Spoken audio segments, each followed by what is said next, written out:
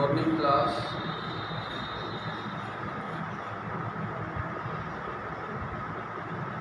आदर्श विद्या मंदिर द्वारा संचालित ऑनलाइन कक्षाओं में आपका स्वागत है। 8वीं कक्षा के इंग्लिश विषय के इस वीडियो में आज का हमारा टॉपिक है सिंपल प्रेजेंट टेंस के हिंदी के वाक्यों का अंग्रेजी में ट्रांसलेशन। और सेंटेंस है इंटरोगेटिव सेंटेंस यानी प्रश्नवाचक वाक्य। तो प्रश्नवाचक वाक्यों, हिंदी के प्रश्नवाचक वाक्यों को अंग्रेजी में कैसे ट्रांसलेट करें ये हम सीखते हैं।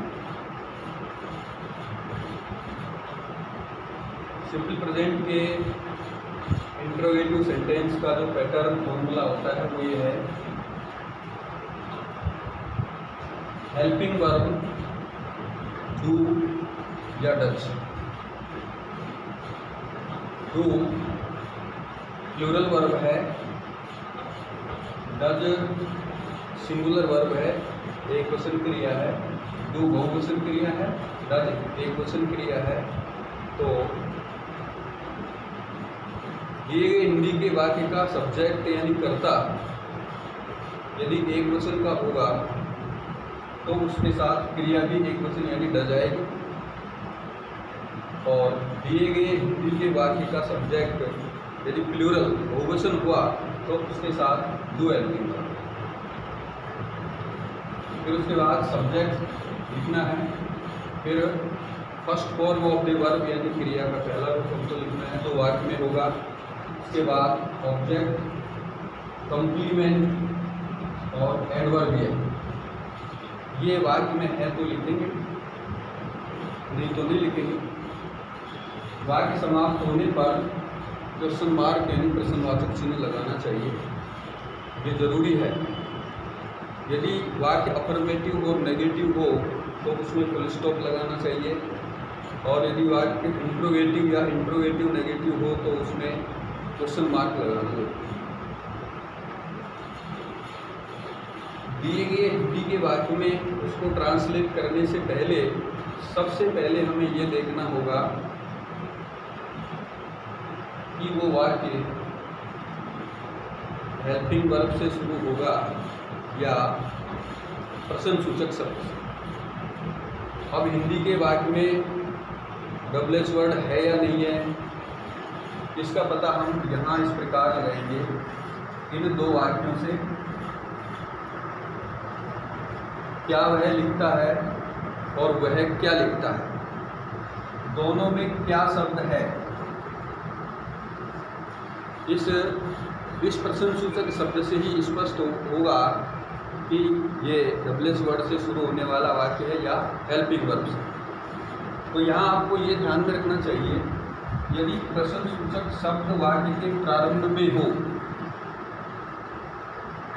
तो वो वाक्य हेल्पिंग वर्ब से शुरू होता है। और यहाँ पर क्या की अंग्रेजी वाक्य हेल्पिंग वर्ब होगी। अब हेल्पिंग वर्ब डू हो सकती है, डज हो सकती है, is, are, am, was, were, can, to, कुछ भी हेल्पिंग वर्ब होगी वो ही क्या की अंग्रेजी बनेगी और उस हेल्पिंग वर्ब से ही वाक्य शुरू होगा। यदि प्रश्नसूचक शब्द कर्ता के बाद यानी वाक्य के मध्य में आता है तो फिर उसमें कोई न कोई डबल एच वर्ड होता है, और फिर उस प्रश्नसूचक शब्द का जो अंग्रेजी शब्द है उससे वो वाक्य शुरू होगा। और यहाँ पर ये क्या कि अंग्रेजी वाक्य बनेगी। तो ये दो प्रकार के वाक्य हो गए, हेल्पिंग वर्ब से शुरू होने वाले वाक्य और डबल एच वर्ड यानी प्रश्नसूचक शब्द से शुरू होने वाले। तो सबसे पहले हमको यही क्लियर कर लेना चाहिए कि ये वाक्य हेल्पिंग वर्ब से बनेगा या डबल एच वर्ड से। तो यहाँ पहले हम हेल्पिंग वर्ब से शुरू होने वाले वाक्यों का ही अनुवाद सीख रहे हैं। क्या आप अपने देश से प्रेम करते हैं। इस वाक्य में क्या शुरू में आ गया सभी वाक्यों में क्या शुरू में आ रहा है, तो ये सभी हेल्पिंग वर्ब से ही बनेंगे। सबसे पहले हमको टेंस का पता लगा लेना चाहिए। टेंस, सेंटेंस, पैटर्न और वर्ब। वाक्य में सबसे पहले टेंस का पता लगाएं। वो हिंदी वाक्यों के अंत में जो पहचान होती है उस सबको पता लग जाता है। तो इन सभी वाक्यों में चाहे तेरे दिए या है शब्द आ रहा है, तो ये सभी वाक्य रिप्रेजेंट के हैं। उसके बाद सेंटेंस यानी वो किस प्रकार का वाक्य है। तो वाक्य यदि WH वर्ड वाक्य में यदि प्रश्नसूचक शब्द आ रहा हो, उसके अंत में प्रश्नसूचक शब्द यदि क्वेश्चन मार्क हो, तो उस वाक्य को हम इंट्रोगेटिव मानते हैं। और फिर इंट्रोगेटिव के फॉर्मूले से ही उसकी अंग्रेजी लिखते हैं। तो इस वाक्य में आइए, इसमें सब्जेक्ट यू है और यू बहुवचन कर्ता मानते हैं और वो उसके लिए वर्ब डू आएगी। तो ये वाक्य डू से शुरू हो गया। डू और डज में से बहुवचन क्रिया इस कर्ता के अनुसार हमने ले ली। और फिर वर्ब की पहली फॉर्म आएगी। इसमें एस का प्रयोग नहीं होता है। नेगेटिव और इंट्रोगेटिव वाक्यों में एस का प्रयोग नहीं होता है, वो केवल अफर्मेटिव में होता है। तो फॉर्मूले के अनुसार यू लिख दिया, फिर सब्जेक्ट यू लिखा, फिर वर्ब लव लिखा, और ये पजेसिव फॉर्म है यू की। तुम्हारे लिए अंग्रेजी है ये, और ये देश की अंग्रेजी कंट्री।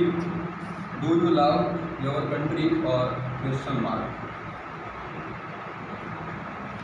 अगला वाक्य है, क्या वह अंग्रेजी पढ़ाती है। ये पहचानती है सिंपल प्रेजेंट। सेंटेंस प्रश्नसूचक शब्द है, क्वेश्चन मार्क है, तो इंट्रोगेटिव सेंटेंस हो गया।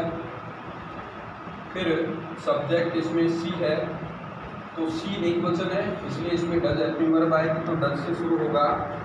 Does subject she, verb teach और ऑब्जेक्ट इंग्लिश और question mark. Does she teach English, क्या वह अंग्रेजी पढ़ाती है। क्या वे रोज स्कूल जाते हैं। सब्जेक्ट वे पहचानते हैं और सेंटेंस इंट्रोगेटिव। दे प्लूरल है, इसलिए उसके साथ डू हेल्पिंग वर्ब आएगी। तो do they go to school daily question mark. क्या वे रोज स्कूल जाते हैं। Do they go to school daily. अब वाक्य में यदि मेन वर्ब नहीं है और वो डेस्क्रिप्टिव सेंटेंस है, यानी कि स्टेट बताता है, स्थिति बताने वाला वाक्य है, तो उसमें हम हेल्पिंग वर्ब डू डज के स्थान पर इज़ार एम का प्रयोग कर लेंगे। आई के साथ एम का प्रयोग कर लेंगे, एक वचनकर्ता के साथ इसका प्रयोग कर लेंगे, बहुवचनकर्ता के साथ आर का प्रयोग कर लेंगे। ये उदाहरण नंबर 6, क्या तुम्हारे पिताजी अध्यापक है। तो इसमें वर्ब नहीं है, ये इज़ार एम से बनेगा, डेस्क्रिप्टिव सेंटेंस है और इसका कर्ता है फादर, पिताजी।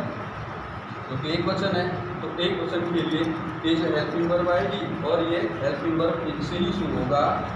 Is your father a teacher. क्या तुम्हारे पिताजी अध्यापक है।